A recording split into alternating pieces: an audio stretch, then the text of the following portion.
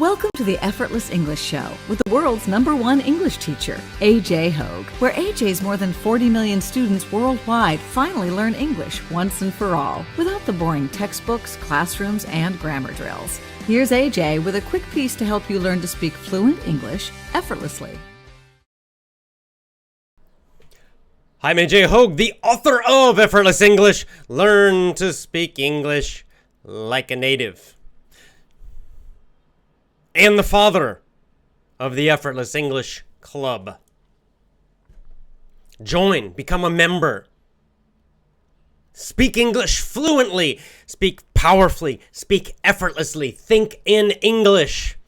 You can, and you will when you train. With my VIP program, commit to my VIP program. Commit, don't quit. Join, commit, don't quit. Go to effortlessenglishclub.com. That's where you join. That's where you make your commitment to master English speaking. Join at effortlessenglishclub.com. effortlessenglishclub.com. Commit, don't quit. Yesterday I mentioned this book, Aesop's Fables. Aesop's Fables. Aesop's the name of the storyteller, the writer, who wrote these stories. Very, very famous. Now, Aesop was in, ancient Greek. So we're talking, this is like, over 2,000 years ago.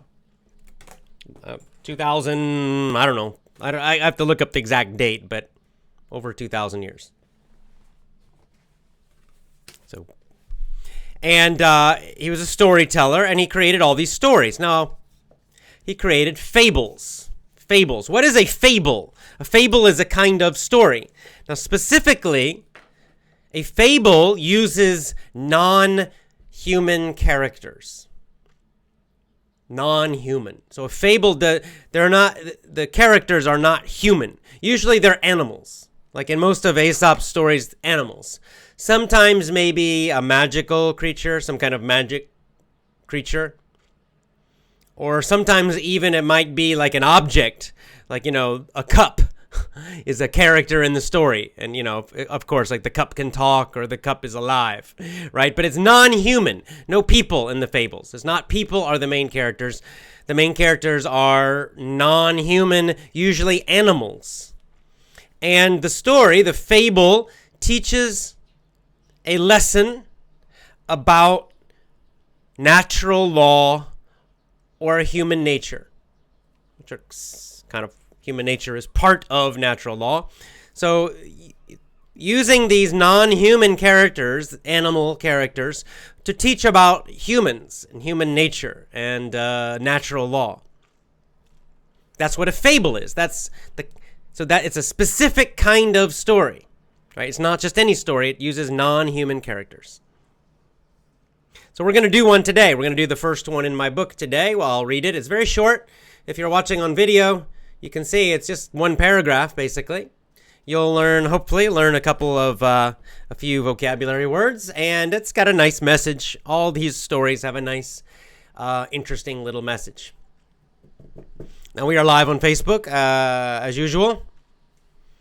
Just want to say hello to lots of people joining. Dana from Tamil Nadu, which is in India, southern India. Dana saying hello. Zezo from Kurdistan. Austin, Texas. Nora again. Hey there, Nora. Ramachandra Reddy. Hello. Myanmar. Mina Sivak from India. Marek from Poland again. Evgenia from Ukraine. Lots of familiar names. You see, appreciate you all joining again. Ramachandra Reddy from India. I thought that was an Indian name. Lisa or Liza. Liza is a long I. Lisa is a short I. So Lisa, you can maybe tell me on Gab which is the correct pronunciation of your name. Budapest. People saying hello. Lilia from Ukraine, fantastic. Ang from Myanmar. Rina from Calcutta, India. Korea, Afghanistan, Syria. So as always, you can see lots of different places. And Giuliano from Sardinia. Fantastic. Okay, let's start. You know how it works. Here's what I'm going to do. First, I will read the story. It's short, just one paragraph. I will just read it completely. Number 2, I will go back and read the story again and explain vocabulary. Number 3, I will discuss the meaning, the messages of the story, in my opinion. And number 4, I will come back to the live comments and questions, and you can ask questions or give your idea about the story.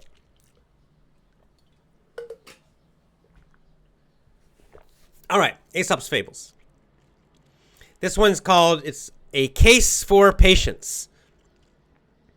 A half-starved fox who saw in the hollow of an oak tree some bread and meat, left there by shepherds, crept in and ate it. With his stomach distended, he could not get out again. Another fox, passing by and hearing his cries and lamentations, came up and asked what was the matter.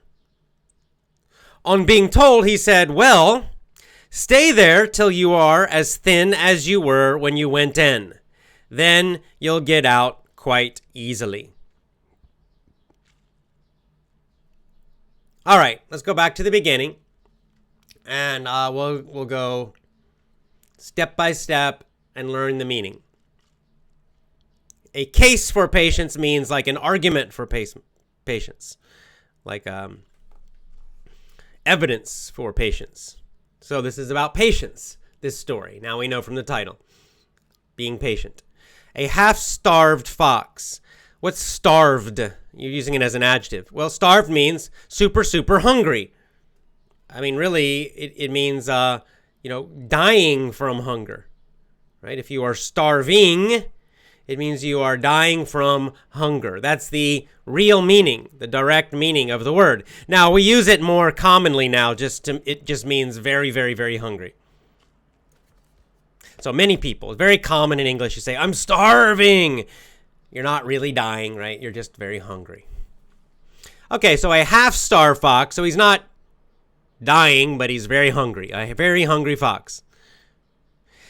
Saw in the hollow of an oak tree. He saw something, right? Past tense, so he could see. He saw something in the hollow of an oak tree. Hollow means like a hole. A hole. So sometimes in a tree, at the bottom of a tree, the tree will open a little bit. There's kind of a hole inside that, right? And you could, a small animal could go inside that hole and go inside the tree. So that's what the hollow of the tree is. So there's a fox. He's very hungry. He looks into this hole. There's a hole in the tree. And what does he see? He sees some bread and meat. Food, bread and meat, left there by shepherds.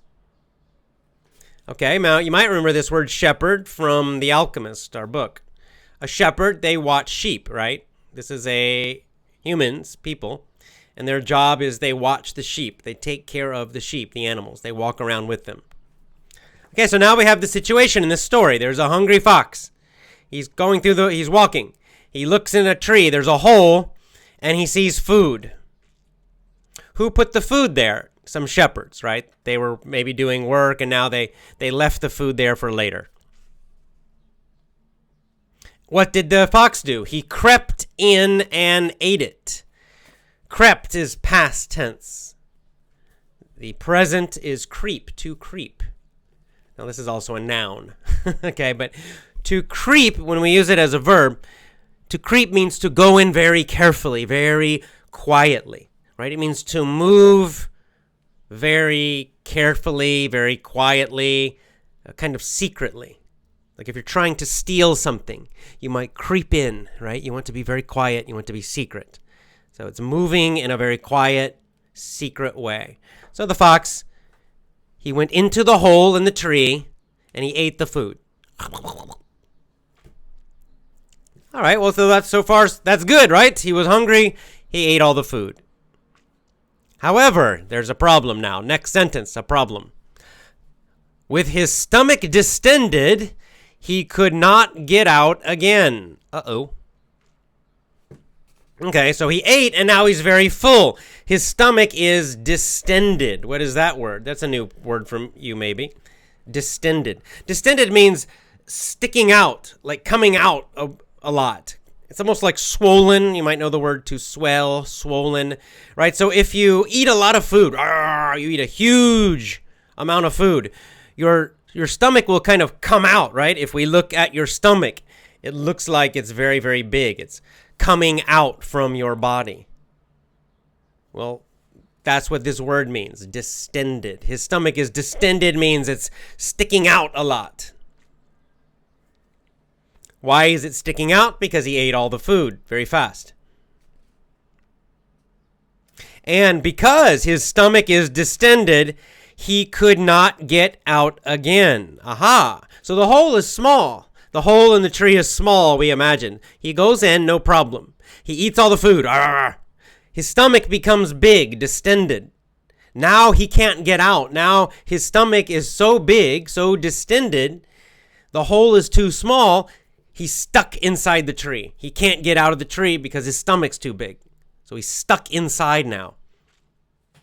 All right, next sentence. So what this fox, he's upset. He can't get out. So another fox number 2, passing by, so another fox comes walking by, and hearing his cries and lamentations. So fox number 1, the with the big stomach, the distended stomach, he has cries and lamentations. Cries, you know, right? So he's very upset. He's afraid. He's upset. He's stuck inside the tree. He can't get out. So what is he doing? Crying and lamenting. To cry is to lament. To lament is kind of similar idea. It's when you are sad and you cry and complain. Right? You kind of cry and complain. Oh, no, this is terrible. Oh, I can't get out. Oh, my God. That's lamenting, okay? that action, that kind of crying and talking when you're upset, we call that lamenting. To lament is the verb, to lament. So this fox is lamenting. He's crying and lamenting because he's stuck inside the tree. Fox number 2 is walking outside the tree, near the tree, and he hears this. And he asks him, he says, what's wrong, right? What's the matter? What's wrong? And, the fox number 1 inside the tree tells him, I ate the food. I'm stuck inside. And so he gets advice, right? Fox number 2 outside tells him some advice. And this is, of course, the message of the story. Okay? He says, stay there until you are thin again. And then you can get out easily. All right, so that's an easy solution. He says, stop crying, right? You don't need to cry. You just have to wait. Right? So you can see why this is a message of patience. Just wait, and eventually your stomach will get smaller again, right? You'll get hungry again. You digest the food. Your stomach will get smaller, and then you can come out. That's the solution. Okay, so now let's talking about the meaning really quick. Well, what is the message of this? The message is a few messages. Number 1, an obvious message for us, for humans, right? A message of the story is sometimes the easy solution to a problem is just patience. It's just to wait. Sometimes we're like the fox, right? We cry, and, this is terrible, and but really we just need to wait. If we just wait, everything will get better automatically. Sometimes we cry and we're upset because we're not patient. For example, English. This happens with English sometimes. Many times I get messages with English and people, oh my God, I try, I talked to someone in English and I forgot some words and oh my God, and they're lamenting about their English. And some, I ask them, what are you doing? Are you following the effortless English system? Are you doing this? And they say, yes, yes, yes. So then I just say, well, you just need time, right? You just need time. Maybe, when did you start effortless English? Well, 1 month ago, 2 months ago, 3 months ago. And then I say, well, okay, that's not enough time. You need more time. You just need more time. Continue to follow the system. Do everything I say. Use the lessons every day. Listen, listen, listen. Read, read, read. And with time, automatically time will improve your English. You will improve. You will be successful. You just need to be patient. Stop lamenting. Stop crying. Everything is okay. You just need more time. Same message, right?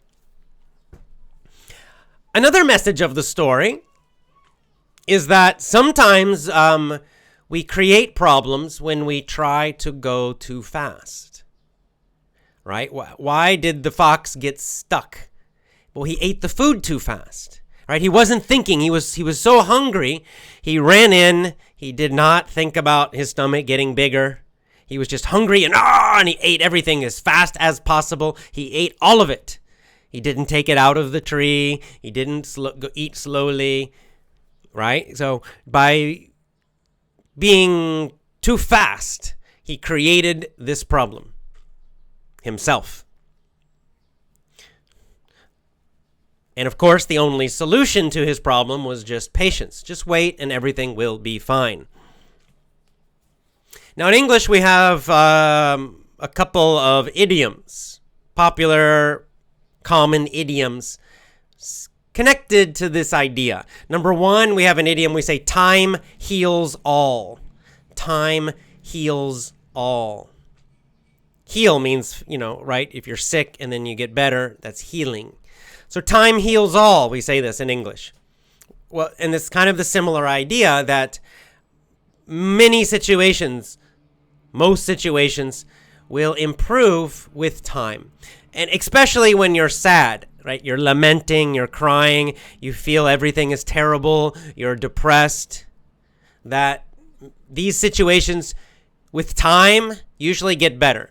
For example, imagine you have you're a boy, young man, and you have a girlfriend, and she breaks up with you. She leaves. She breaks up with you. And, you lament, and, it's terrible. Oh, what do I do? And, oh, my God. And, you talk to your friends, and they say, time will heal all. Right? It's kind of the same advice from the second fox number 2, right? Sometimes those situations, you just need time. You're going to feel bad for a while, right? You're going to be sad. You're going to feel bad for a while. But with time, definitely, you will feel better. After 1 month, you'll feel a little better. After a year, you'll probably feel fine. After a couple years, you might even totally forget about her or just not care anymore. Right? So time will heal, even if you do nothing else, even if you do nothing. Eventually, your sad feelings will improve just because of time. Right? So time heals all. Patience.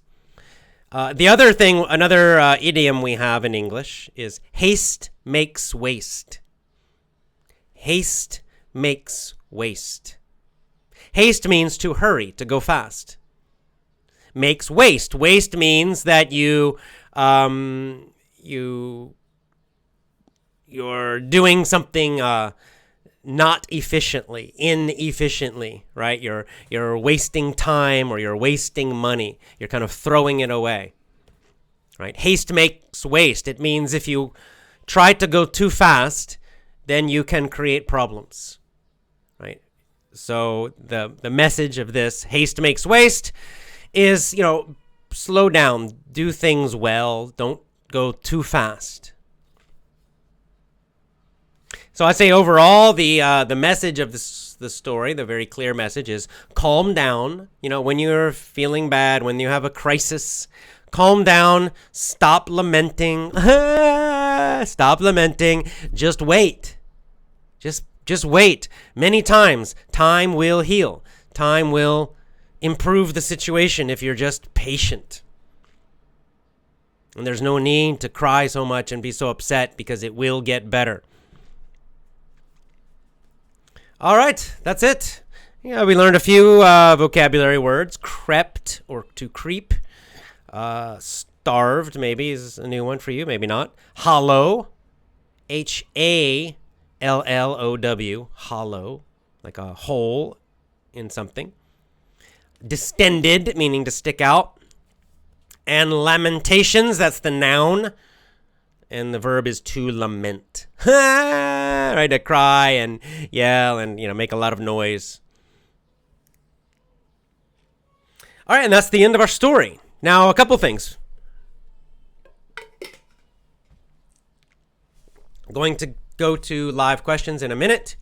First, I want to promote a couple things. Number one, my Gab account and our Gab group. So Gab, Gab.com, Gab.com. Now Gab is a alternative to Twitter. Just better social media. They are better than Facebook, better than Twitter. Twitter and Facebook are very evil companies, very bad. Lots of censorship. They are left wing and all this terrible. Lots of bad stuff. So I don't trust Twitter. I don't trust Facebook. So I'm on Gab because Gab is more free speech. Gab is better. So we have a group on Gab, an Effortless English group. This is a great place to meet other Effortless English fans and supporters and members. So Gab, Gab.com, Gab.com. Follow me there. It's just my account is my name. Same as my Twitter, actually. On Gab, I am AJ Hogue, AJHOGE. I'm AJ Hogue. I'm AJ Hogue on Gab. I'm AJ Hogue on Twitter. I'm AJ Hogue on YouTube. I'm AJ Hogue on BitChute. Follow me in all those places.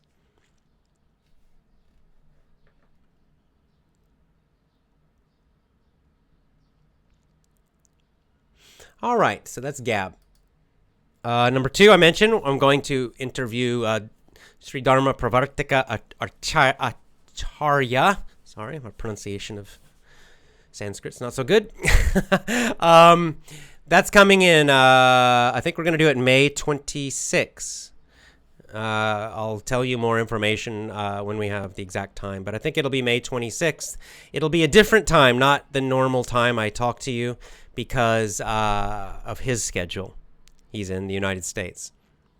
But I'll tell you more. We're going to talk about natural law. Should be very interesting.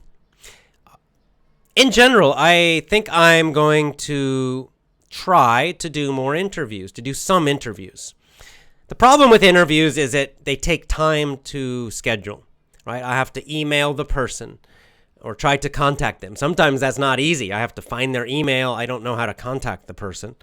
Then I have to wait. Some of them are busy and, it takes, a while. And then we have to figure out a schedule and a time to do it. So it's kind of a slow process to schedule an interview. But, maybe I'll do one interview per month, something like that. Just try to find, and I want to find interesting people. I don't want to interview common people. What do I mean? I mean, some people you can easily find them other interviews, right? They're kind of not really famous, but they're more well known. It's very easy to find interviews with them.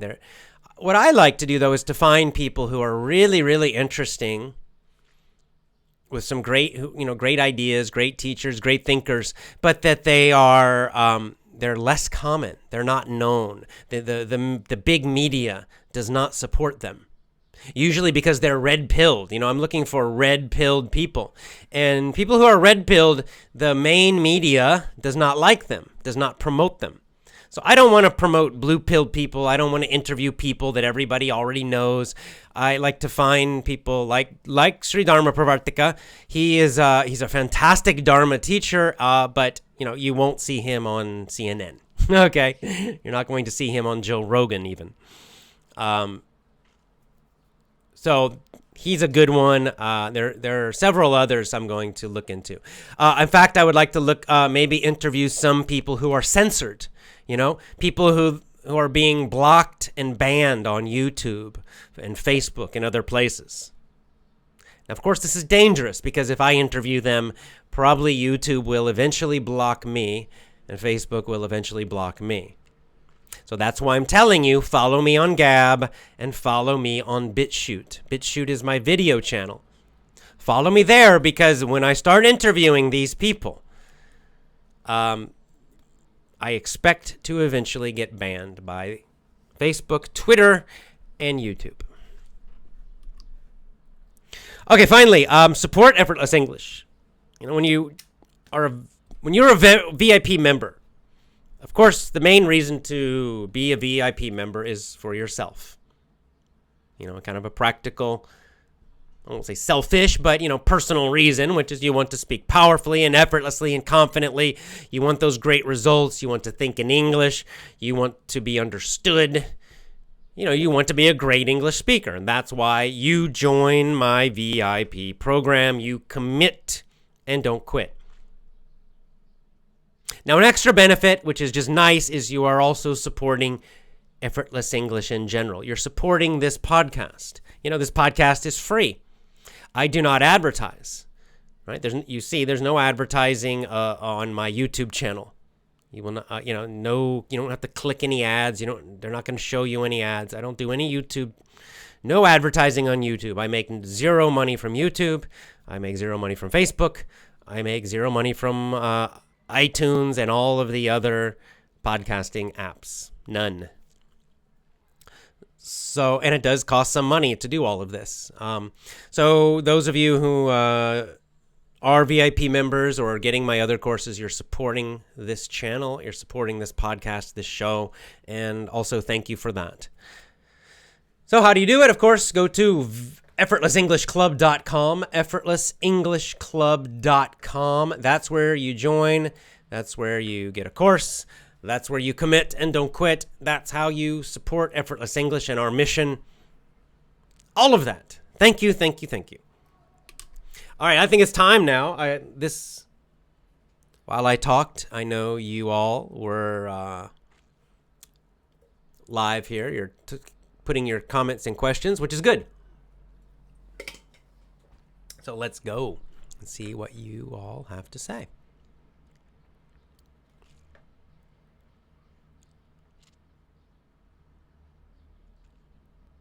All right.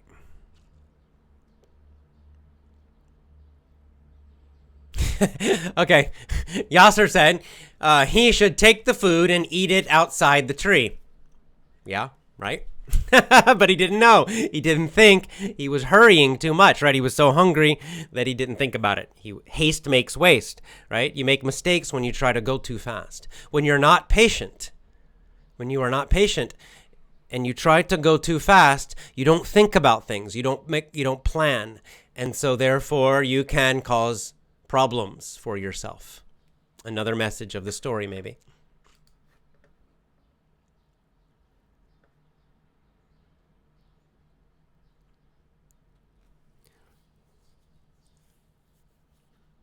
All right, I'm being invited to Myanmar.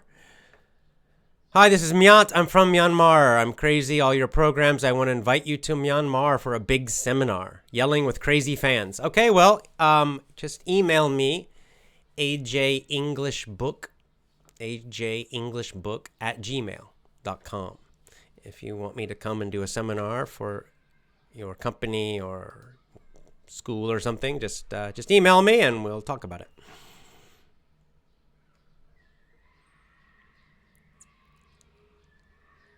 Kind of a modern way to say this. Hafiz says, follow safety rules and precautions before you enter into any hole to have food.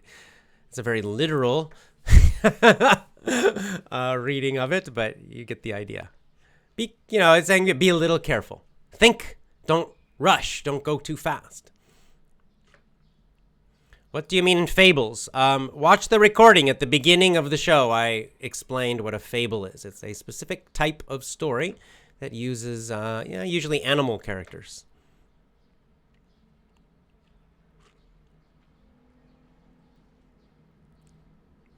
Like Gloria says, and this is another message from the story, sometimes we start to lament without thinking what should be the best way to get a solution. Yeah, right. See, lamenting doesn't help, right? Now, sometimes in life, lamenting is normal and good. Because what does lamenting do? It does have a purpose, actually. Lamenting, crying, all of that. It helps to grieve, we say. Like when you have a great sadness or something terrible happens, you can kind of get that sadness out, that emotion out when you're crying and right? So there is a purpose that's useful. It's an emotional purpose, and that it's healthy. But as Gloria is saying, as the story shows us, there is a good time for lamenting and good reasons for lamenting, and there are also bad reasons for lamenting and a bad time. When you have a problem, you need to solve the problem. You need to find a solution. That's a bad time for lamenting. It doesn't help. It doesn't help. Lamenting is just to get out the feeling of sadness. So, okay, you're a girl and your boyfriend breaks up with you and you're sad. Yes, cry. Of course, cry. But if you, I don't know, your business is losing money and you need to change it, you need to find a solution, you need to improve it, crying's not going to help you. In fact, it might, like Gloria's saying, if you're just crying and complaining about it too much, you will not see solutions. You're not thinking about solutions. You're just focusing on being sad too much, right? So it depends on the situation, but especially when you need to solve a problem, that's a bad time to lament.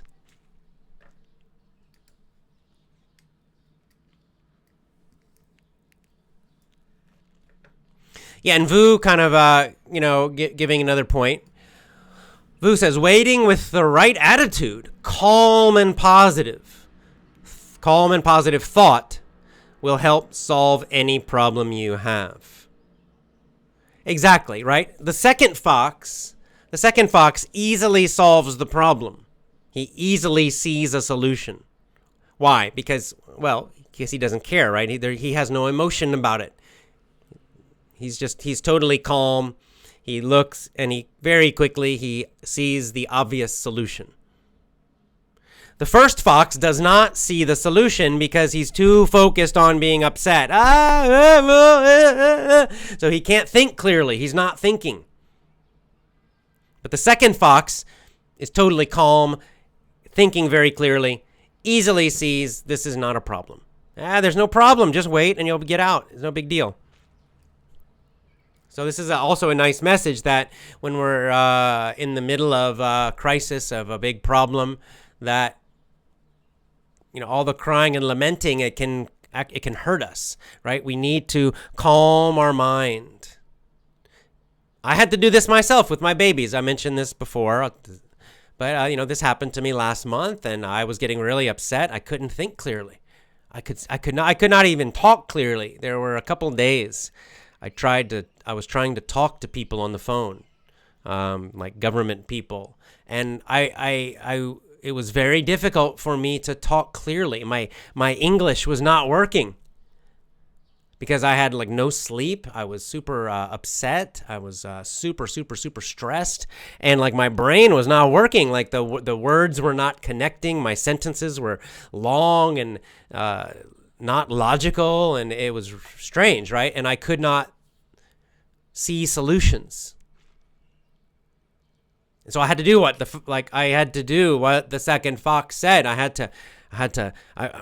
just prayed and meditated and calmed and cleared my mind for just took about 30 minutes actually. And then once my mind was clear and calm, then I started to see solutions. I changed my mindset and everything was okay eventually. It was not easy, but I was able to move forward, right? So it's very important. Like panic, lamenting it can really hurt us. It can make everything worse.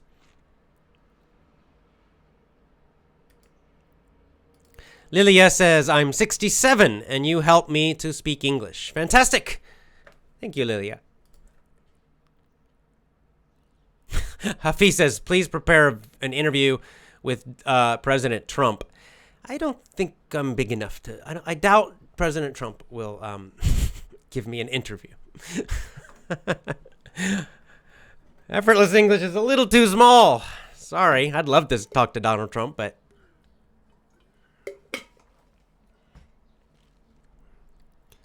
Zezo says, your pronunciation is not British.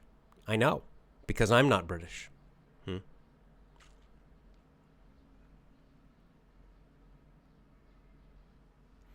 Okay, Evgenia says, patience, this is my weakness.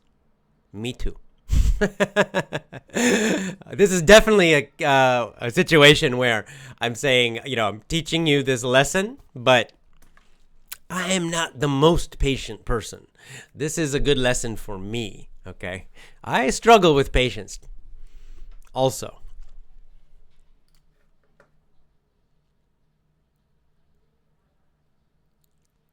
You getting old. So are you. You are getting really old. I mean, God, I can't believe the last 5 years, you're 5 years older, you're really getting old.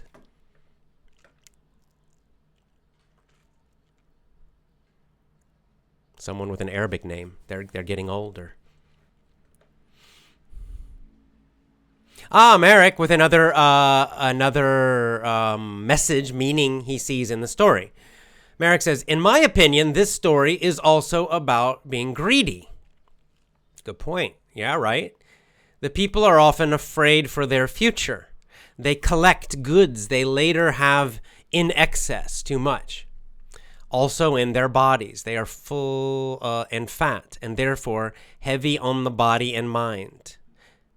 You can have too much of a good thing. Enough is enough, right? Yeah, good point. That's a very, very intelligent understanding of the story. What is it that causes the fox to get stuck? Because he's hungry, so he's afraid for the future, right? And then he eats too much. He doesn't understand enough, right? There's no moderation. There's no self-control. He sees the food, he just eats all of it.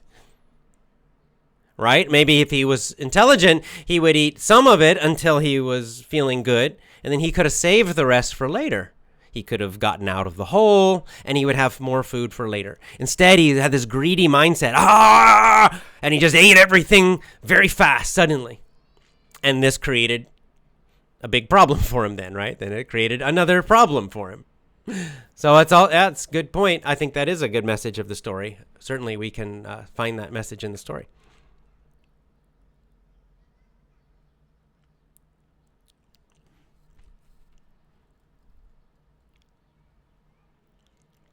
Yeah, and Hossein giving examples, religious examples. Every prophet, a prophet is a, how would you say, an inspired religious teacher or leader.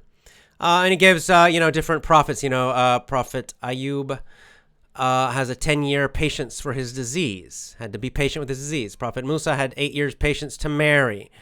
Prophet Zachariah has many patience to get a child, et cetera, et cetera. You'll find this in many different religious stories, spiritual stories as well, fables. I mean, yeah, this is because this is natural law, right? This is a basic human nature, a basic,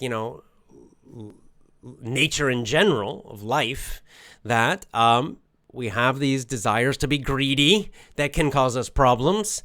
And there's that time can often solve problems if we're just patient. So that's why you're going to see this message all around the world in all these different traditions. because it is something that is basic to human life, maybe even animal life, right? Life in general.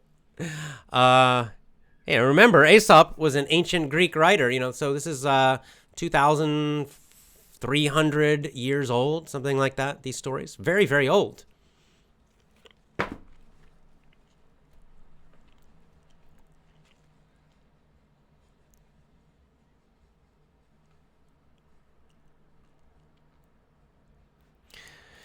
And Mikal with a good point. Sometimes the hardest thing is to survive the first few days after a tragedy. And that's also my experience. It's the beginning is the worst. It's the shock. It's the sadness. It's the pain. All of that is the worst in the beginning. And in the beginning, as you know, anyone who has had some kind of tragedy or really sad thing happen in life, and all of us will, in the beginning it feels like it will never be better. It feels like your life is over. It feels like the pain will never improve. This is the feeling when it happens, right? And so we do lament. But as this story is telling us, the pain does get better. Maybe never disappears completely. Depends on what happened, but it does get better with time. It does get better, and it's good to remember that when you have a lot of pain or a lot of worry, to remember that it will eventually get better. It's not forever. No matter how bad it is, time does heal.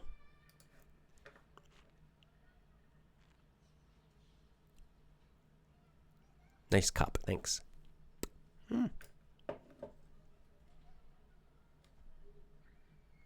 And Lisa's saying, often we need great patience to not fall into negative thoughts. Tolerance of provocation without responding in anger and annoyance and things. Yeah, right. Kind of a message here, right? This is what the second fox is kind of showing, that the first fox immediately just he's immediately focusing on all these negative thoughts. Oh, I can't get out, right? Instead of, if he can just control his mind, then he could see clearly there's no reason to be upset. He could just take a nap, right? And then probably he'll be fine.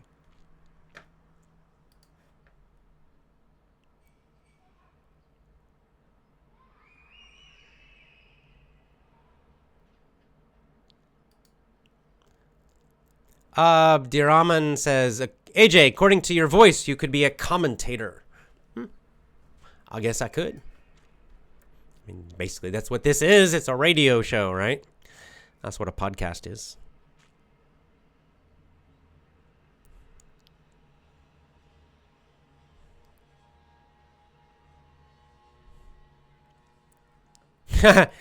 Yeah, Juliana.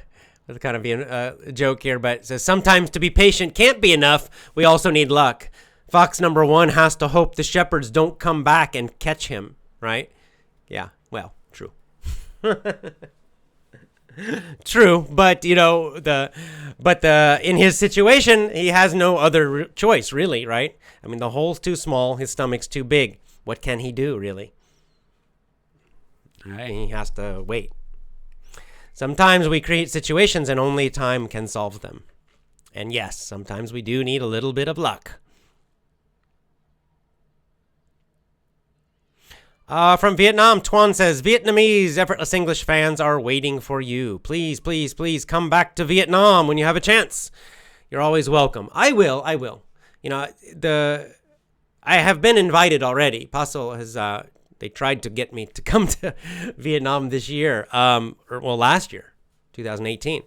But I was just too busy with the babies coming, and now with the babies here, and one of them in the hospital, and so for these reasons I cannot travel right now. So I will come back to Vietnam, but but after my babies are bigger and the one baby is more healthy and home and is doing okay, then I will eventually do some maybe go to Myanmar and do a seminar, maybe some other places. We'll see. So I will. I'll do some, I'll do this stuff again, but just I need a break. I need to be home right now. Maria Celebre. Hi there. I was invited to watch your live. It's a pleasure to hear how positive you are. I do believe that you must live and enjoy each and every day. Life is precious. Dry those tears and look forward. Very nice. Very nice. Exactly right. Exactly right. I mean, Giuliano's right about the luck part, but, basically, if the first fox could focus on what's positive, right? He was starving, half starved. He was super hungry, feeling terrible, and he got really lucky and got this huge meal, all this food. And really, it's not a super big problem. He could just take a nap and wait, and when his stomach got smaller, he could leave, right? So it's actually not a terrible situation if he focused on the positive and enjoyed it and was grateful for all that great food. But instead, he focused on his fear and his being upset that he can't get out. And we do that in life too, of course. All of us do that sometimes. And sometimes we have a choice. It's just which one do we focus on, right? Some situations we can focus on the negative stuff. We can focus on fear and worry, and then we feel terrible and lament. But often the same situation, we can also focus on the good things and our good luck and the benefits and, hope and the positive things, and then we'll feel fantastic. Sometimes, situations kind of like this story, we really have a choice, and how we focus will create our feelings about it.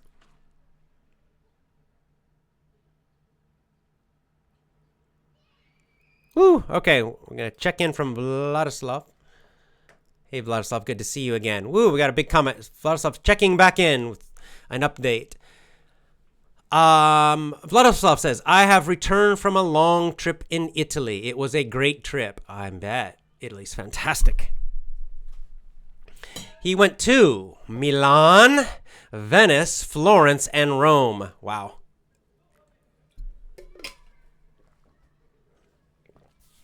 Each of those cities has its own history, yes. I had different guided tours. In Rome, for half my trip, I visited the Colosseum, the Vatican, the Borghese Galleria, and other interesting places. Yeah, those are amazing. The Vatican is unbelievable. The Colosseum is probably my favorite place in Rome, actually. I just find it so interesting. Anyway, when I ordered guided tours, I ordered them in English. Yes. When I took audio guides in some places, they offered me in languages, but I told them I wanted in English to practice. That's when you really learn English, not just standard boring courses. Of course, there are some unknown words for me, but in general, I understood the ideas during the guided tours. That's fantastic. Really good. Of course, while in Italy, I learned some of the Italian, some words like buongiorno, ciao, grazie. I also recognized words like open, closed, forbidden in Italian. So let's say that's fantastic. And we all know this, right? I mean, this is why you are learning English, I'm sure. This is why we have people from all different countries all around the world, because we know English is the international language, right? It's the language of trade, of science, of business internationally. So it's like, with the one language of English, you can go almost anywhere in the world and use it. And that's really great. Even a Russian, I think you're Russian, right? Russian or Ukrainian? I'm going to say Russian. Traveling in Italy still can use a lot of English to communicate.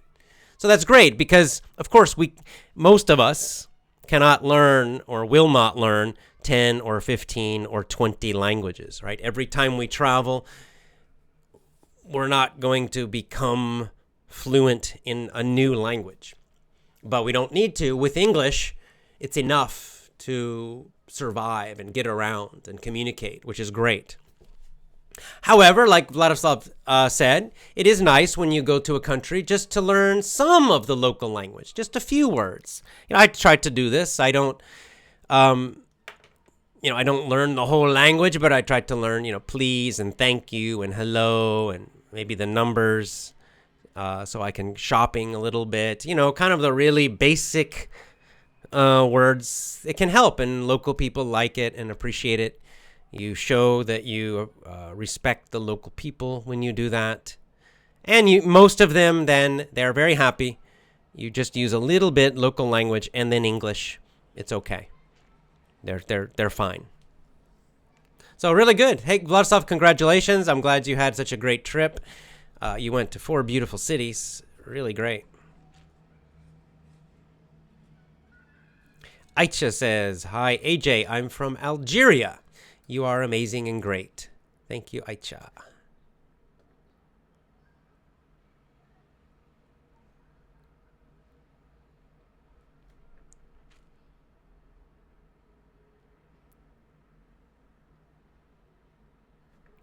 All right, Asma.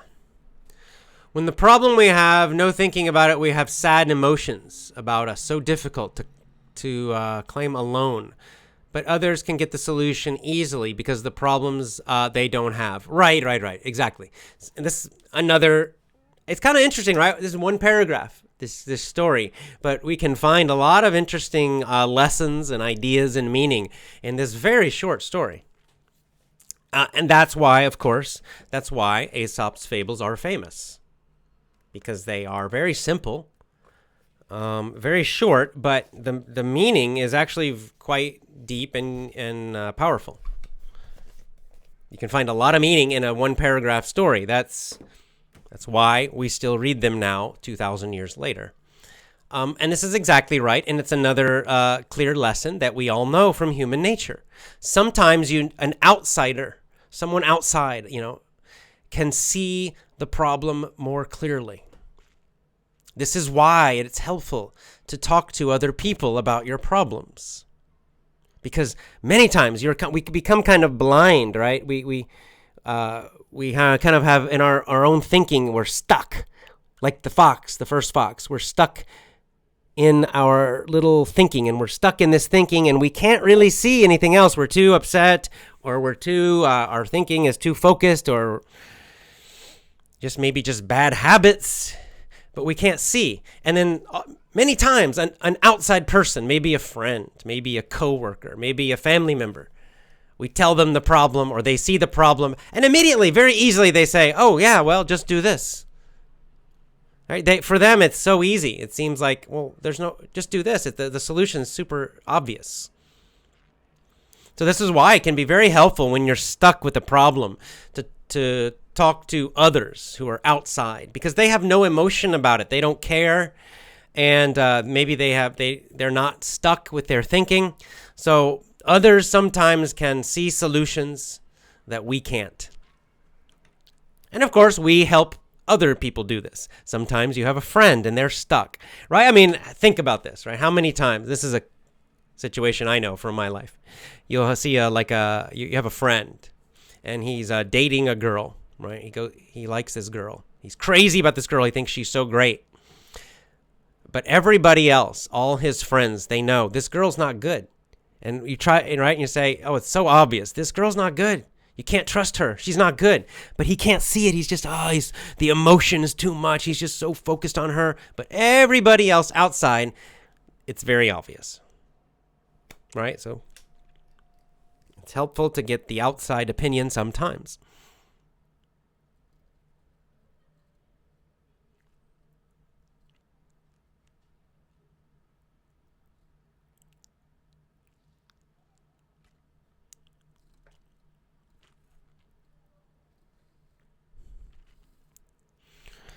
Okay. Abdurrahim says, lamenting can be a good thing. The process of grieving is healthy and leads to growth. Yes, I mentioned this already. There is a time for it, and there are situations for it, for sure.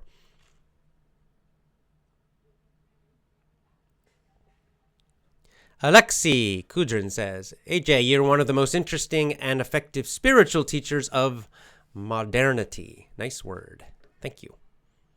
Nice use of vocabulary. Modernity. It means modernness. Dr. Hassan says, AJ, I want to have your pronunciation course. How can I get it? My website, effortlessenglishclub.com. All my courses are there.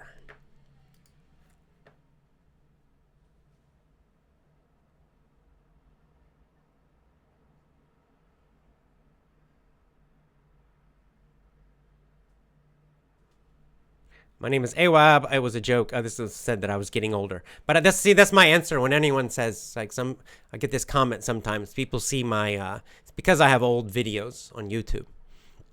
So they'll see an old video from, 14 years ago. And then they see me now and they say, AJ, you're getting older.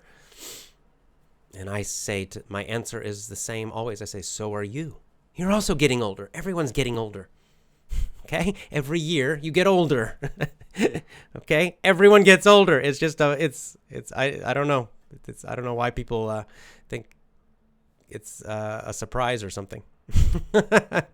You will too, I promise you. If you live, you're going to get older. Hopefully you will get older.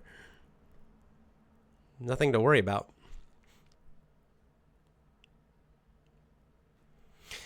Zezo says, we are in Iraq and our education is in British English. So in my opinion, British is more difficult than American English.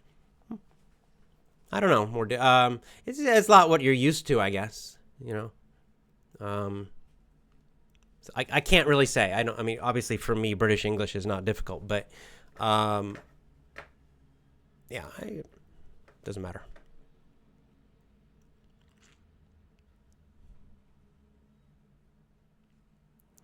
Okay, Felipe asking about my affiliate program. I'm Brazilian and I'm your student here. A lot of people don't know you. I would like to share your Effortless English course as an affiliate. Is your affiliate program open right now? How can I be your affiliate?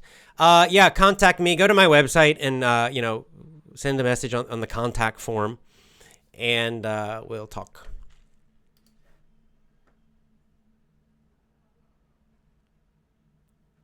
Hi, AJ. Where are you from? It says, let's see. How do you pronounce your name here?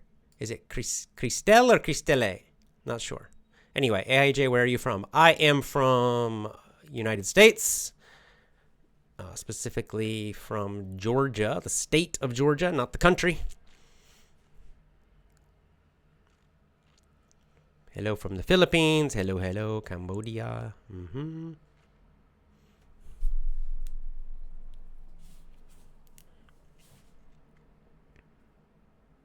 Hey, Ong. Ong says, although we know patience is an important virtue, nice word, we are not really patient in the moment. I think we've got to develop step by step. I think the best solution is meditation. What do you think?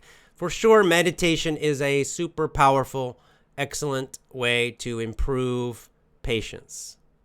Absolutely, yes. It has helped me. It's helped me be more patient. I am more patient, okay? Am I generally a very patient person? So. But I'm more patient now than 10 years ago, for sure. And some of that is age. Usually as people get older, they get more patient. Some of that is meditation and other things. Because I'm more patient now, it's definitely a benefit. It definitely helps in life. I'm happier because I'm a little more patient. Children are helping me be patient. Children will help. That's another one. Meditation is great. Children. When you have children, when you're a parent, you will become more patient. You have no choice. Those babies, they cry and you have to deal with a lot of stuff. And there's many times there's no solution but just to be calm and be patient and not get upset. So I think being a parent also helps. Have children. Meditation for sure. Yes, Ong, I agree with you.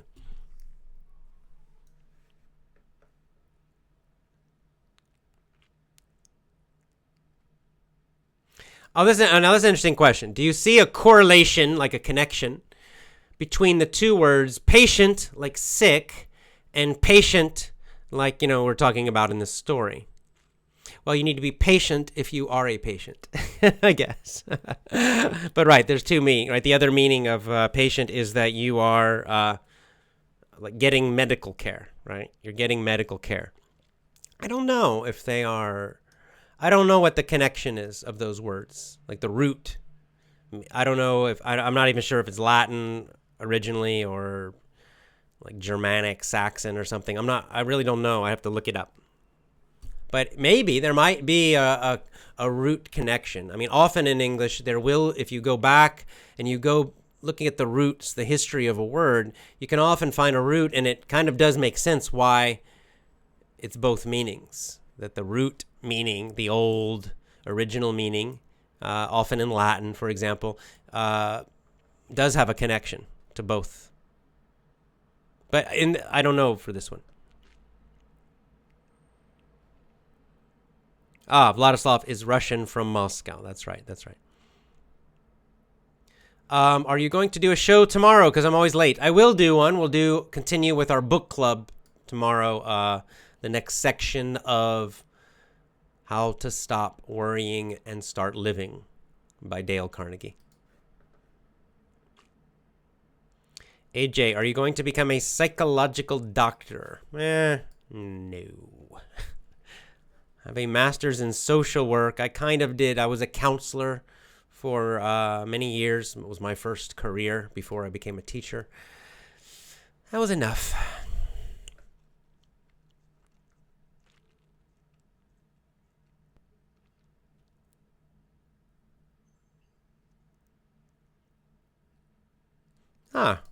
Sylvia says hello. I am Sylvia from Cuba.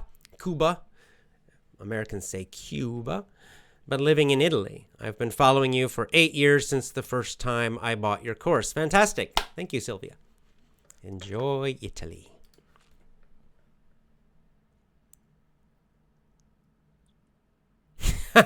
Nice joke, Chris. I wish I was as thin as my patience. So to have thin patience is kind of the idea that you don't have patience. It's a nice little play on words. Very, very nice.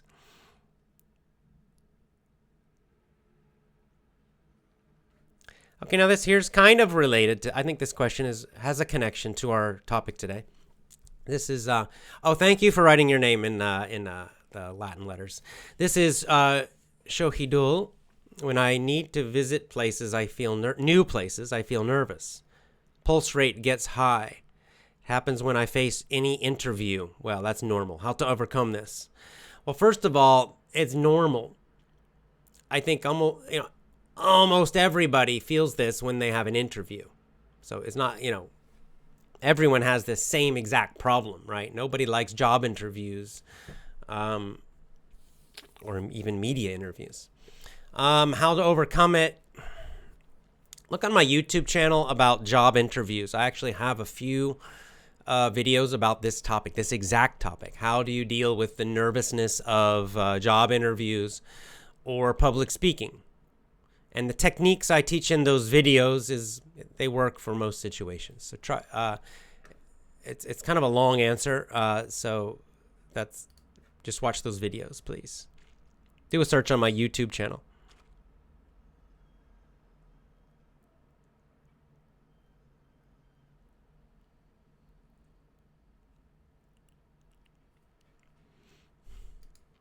Sarkalt says, hi from Kurdistan. I'm an English teacher. I always recommend my students use your methods. We would love to contact you as an organization for teaching and training.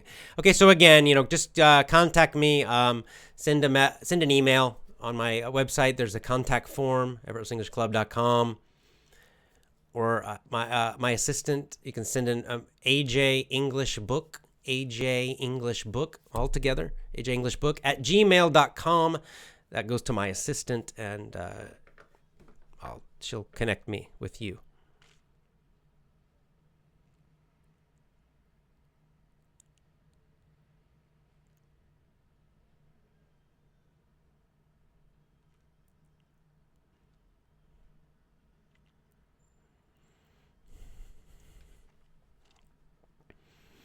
Okay, I'm going to come back to Vladislav's long comment in a second. How are we doing? Good. Do you have any speaking courses? Dana says, yes. Website, effortlessenglishclub.com. I have many. Go there, please. Rifi is asking a question. This is kind of a America question, I guess. What is the difference between a state and a county? A county is smaller than a state. Okay, so it's just, okay, you have the country, United States, USA. Then you have 50 states. Then each state has many counties, which are smaller. And then sometimes in a county, you'll have several towns or cities, which is even smaller. So it's just dividing things, right? The country is the biggest, state is next, then county.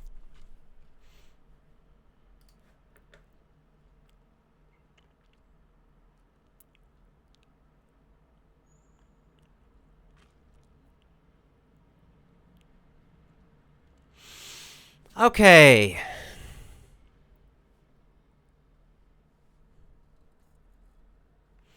Yeah, now here's a good point. Abduram says, short stories expose me to English vocabulary.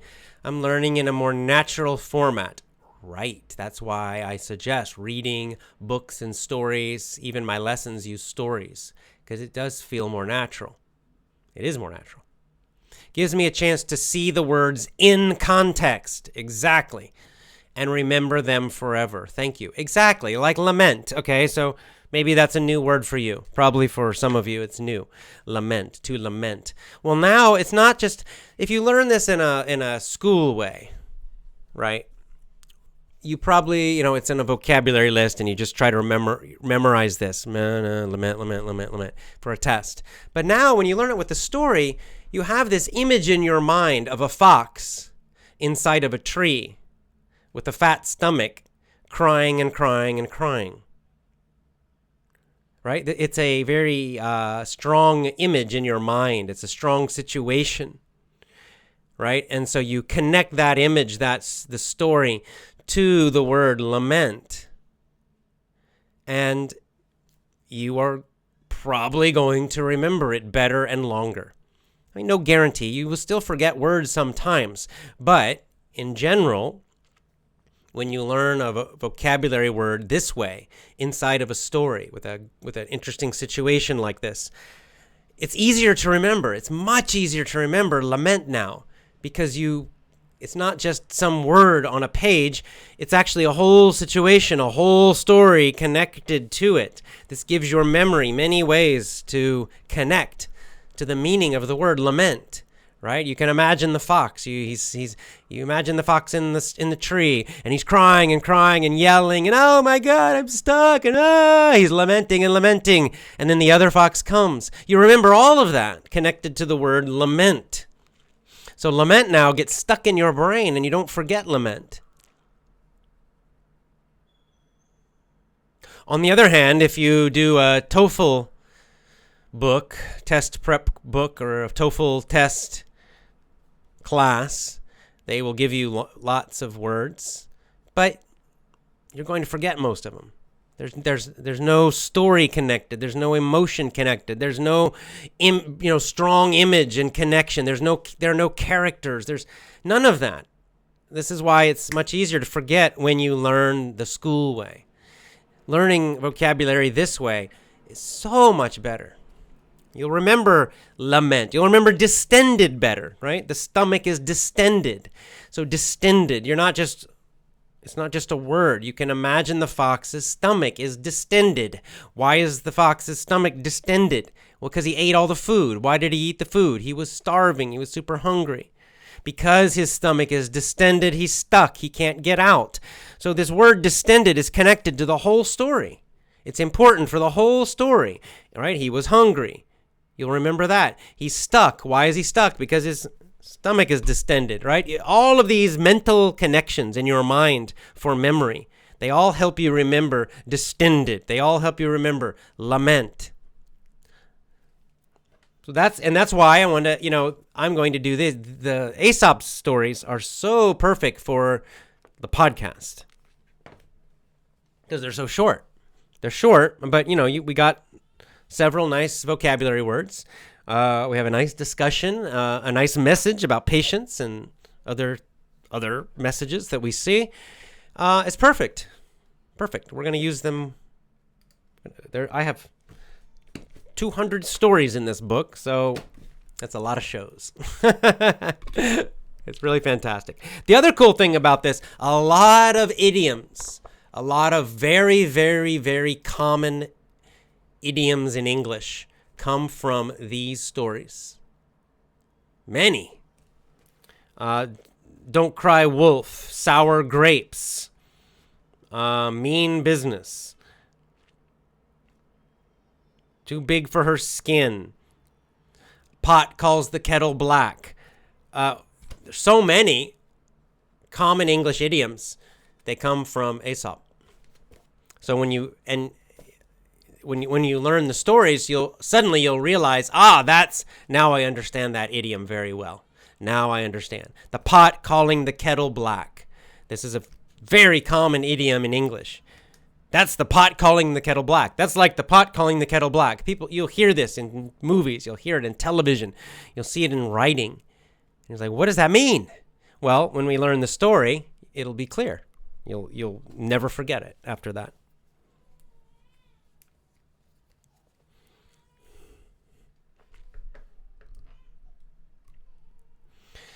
All right, I think it's about time. Pablo. Oh, hey, Pablo again. Good to see you. AJ, my journey of English student has been very exciting. Recently, I could present here in my city in Brazil a lecture to a group of students from Iowa. Oh, America.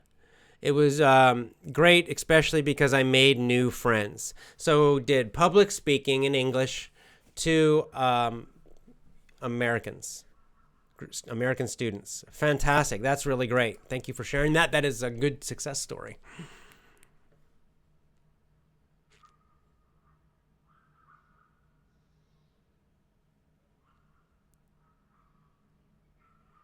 ProTF John. Again, same thing. Just email me. Just send an email. Yeah. Okay, now Ong here mentions Brave New World, our next book, and this is an opportunity for me to talk about it a little. I will be reading Brave New World while we do the book club show. I'm really excited about it. I love red pill stuff. Good. I have a suggestion for Brave New World. It's not an easy book. This will be a more difficult book. I mean, just the English, the vocabulary. So I recommend read Brave New World in your own language first. If you're Italian, read it in Italian, right? If you're Burmese, read it in Burmese. Read it in Thai, whatever. Read it in your language first. Why? So you can really get the meaning, the deeper meaning of the story. And you really understand everything well. Then after you read in your own language, get the English version, the original English version, and then you can try reading the English version, step by step with me, with us, with the book club. And then my videos can help you to understand the English, understand the ideas. So I think that's the great, get those main ideas by reading it in your own language. And then when you read it in English, you'll learn some vocabulary and you'll already understand most of it. You'll already know the main ideas already. And I think you'll enjoy the book club more if you do that. And I think it'll help you just learn the English more from that. That's a good thing to do with more advanced books. With something easy like Aesop, it's not necessary. We can just do this in English, 100% in English. In fact, you could go buy, probably online. You could probably find Aesop for free online. I'm sure there are many Aesop's stories, fables online for free. If not, you can find Aesop's fables very, very, very, very cheap. How much did I pay for this? This is $5. I paid $5 for this book.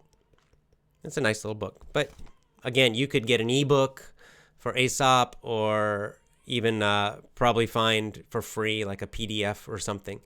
And these are so short, you don't need in your own language. You can do these 100% in English. Use a dictionary. If you don't know a few words, you can use the dictionary. But because they're so short, very easy to understand, totally in English. So this is great for completely in English. And then for other books that are quite advanced, like Brave New World, I think it's more helpful, read it in your own language first, then try it later in English.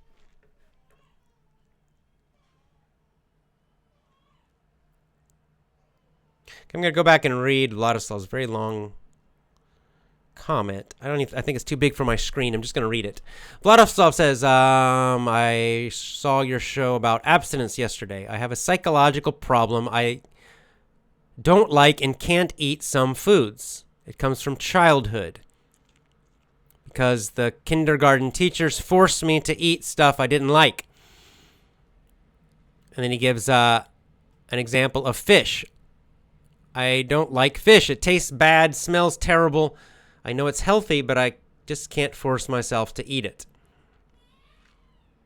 If I try to eat it, I can't swallow it. It's still a problem now in my late 20s. In Italy, I like to taste different pizzas, pasta, but if it had seafood, fish, or eggs, I didn't want to order it. I wish I had eaten it, but I could not. I guess maybe fasting for a few days will help with the problem. Do you have advice? Well, that's an interesting question.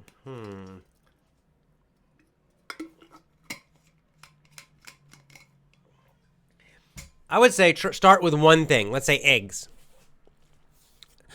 Whichever one is the easiest, the one that you hate the least amount, the smallest amount. Start with it and try to eat maybe each day. Let's say eggs.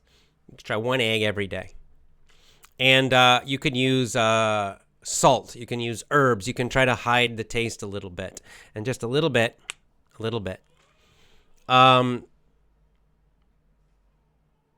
you might gradually change your taste. I'm just saying this based on my own experience in life with some things that I didn't like. And then just by kind of I did not force myself to eat a large amount, but just a little taste. Just, taste it. I'll give you an example. Korean food. Kimchi. Kimchi. Kimchi is fermented cabbage with chilies. So what does that mean? They get cabbage, right? Green leaves, right? They mix some like bacteria stuff and chilies and red chilies, and they put it in the ground. Traditionally, they bury it under the dirt, and they leave it there for a while, for a long time. And then when it comes out, they eat it, and it has a very, very, very, very strong taste. Kimchi does. Now, when my first job teaching English was in Korea. I went to Korea. Koreans eat kimchi all the time. Okay? Every meal has kimchi. You go to a Korean restaurant, you are going to get kimchi. Okay? Probably many different kinds of kimchi. Kimchi. It's like the center of Korean food. So the first time I tried kimchi, I hated it. And the smell was very strong. The taste is strong. It's totally different than American food. And I thought I was going to be sick. Like, ugh. So what did I do? In Korea, I would just make myself just take one bite. Just one bite. Okay? Like, I don't have to like it. I'm just going to take one bite, and then I'm done. And I would just do this day after day. And eventually, actually fairly quickly, but I don't know, I can't remember how much time, but eventually it was okay. I didn't hate it. And then eventually I started to like it, and now I love kimchi. I love it. I really like kimchi now. So I eat, actually when I eat eggs, sometimes I'll add kimchi, put kimchi on top of it. All right. So I like kimchi a lot now. And it was just kind of this slowly training, It doesn't always work. There's what is it? Cooked beets, beets. This is a weird one. It's a strange one. They're beets. I like beet juice. Like just fresh beet juice. I like it. It tastes sweet. But cooked beets make me want to throw up. And this goes also like you back to my childhood. I don't know why. Maybe I got sick or something. I don't know. I can't remember. I just know that my whole life, the beets, the cooked beets, just the smell. I smell it. I feel like this immediately in my stomach, kind of, and I feel like I'm going to throw up. Weird. So I don't know, really, honestly. That's my best advice. Good luck to you. I'm not sure. Maybe someone in the comments, you have an idea about his problem.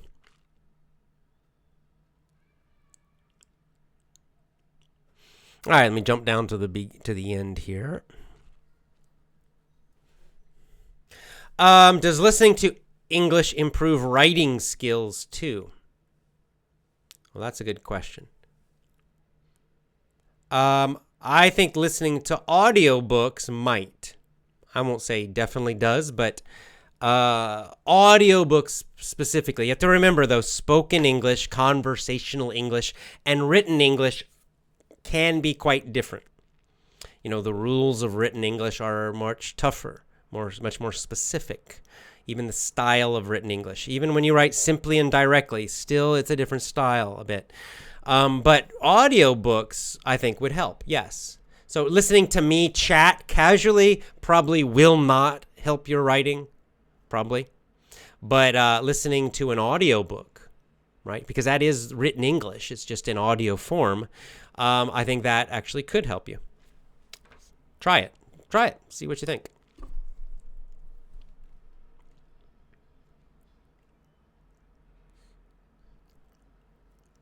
Endless Luck wrote the name of the book we're discussing. Aesop's Fables. Aesop's Fables. Thanks for writing that. Aesop's Fables.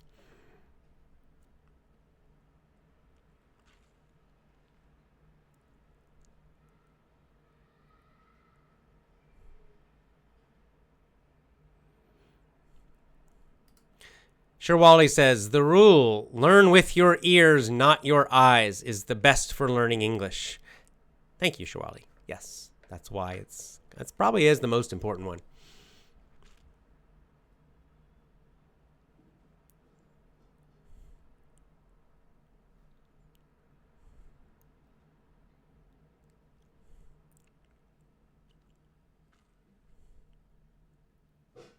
That's interesting from Chloe. Chloe says, Chloe Lim, AJ, you really helped me a lot in your never quit lesson. I'm one of those people who always wanted to improve my English, but would quit after 1 to 2 weeks because bored or falling asleep. Yeah, reading in English, especially grammar. It was killing my spirit. Until I saw your YouTube and podcast. It's useful. Just recently, my friend noticed that I finally have improved a little. Thank you. From Malaysia. You're welcome, Chloe. Thank you very much. That's great. You know, this is why this is one of the biggest problems with the grammar translation school approach, that it's just so boring. It doesn't work as well, but it's just for most people it is super boring, and most people really struggle, really don't like doing it, and therefore will quit quite soon. You know, if you're forced to do it in a school class, you'll do it. But as soon as you're out of school, nobody wants to study grammar rules, right? Because it's dead. We all recognize that, you know, this is living language. You listening to me now, this is real English. I'm just talking to you, right? I'm a native speaker from the United States, talking to you about a story, about interesting ideas. It's what I do every day, and that's why I do this. That's why I don't talk about the English language much. You'll notice, right? In my podcast, my show, I almost never talk about English, the language. Today, we learned a few words. I explain words sometimes, and that's really all. I don't talk about grammar rules. I don't talk about the structure of English. I really don't focus on English as analyzing the English language. Number one, it does not help you speak better. Mostly, it doesn't help. And number two, it's boring. It's boring. It's boring for you. I know it's boring, right? It's super boring because it's boring for me. Even as a teacher, it's boring. I don't like talking about that stuff. It's boring to talk about verb tenses all the time and all that other stuff. Ugh. This way, you are improving your English right now. You're practicing English. I have been talking almost an hour and a half in English, only English. Every show I do, every podcast I do is in English and only in English, and you are listening for an hour or an hour and a half to a native speaker in English the whole time. Now, yes, I know my English is very clear. I know my English is very understandable, and that's fine. That's good, actually. But you see, that's great. And you're listening about all these different topics. I mean, quite advanced topics we talk about on this show, right? I mean, this is fairly advanced. We have, especially with our comments, we have discussions in English, very deep ideas, very serious ideas, philosophical ideas. I mean, the last month, talking about some very, very deep, very, very complicated ideas, philosophical ideas. All of it in English. You are communicating in English. You're understanding in English. Some very serious, deep topics. That is real learning of English. And that's why it's less boring, or hopefully not boring at all. Right? That's real communication instead, not just studying grammar rules or something.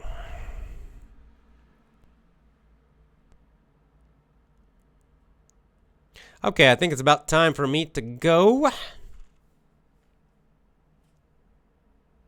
I'll take one more comment or question.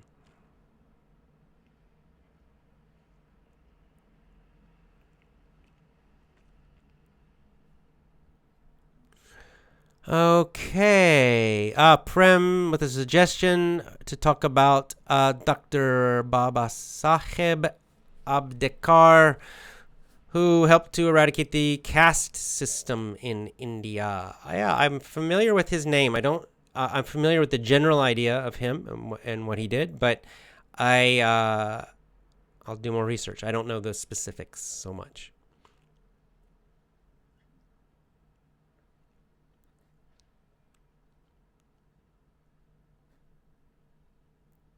All right, let's take one more.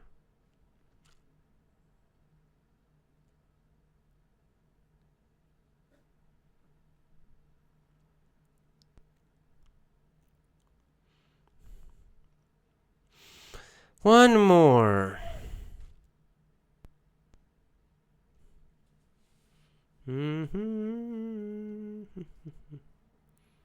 All right, just looking for a question or a comment.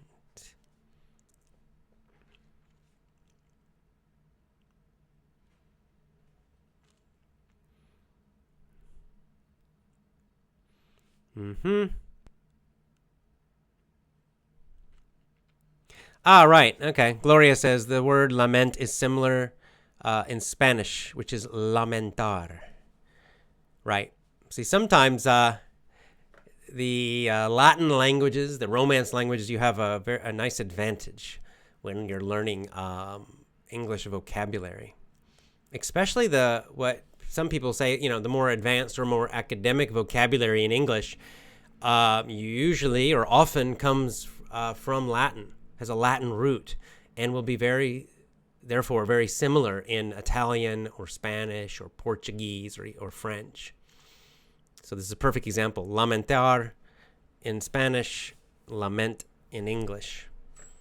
So free vocabulary for you.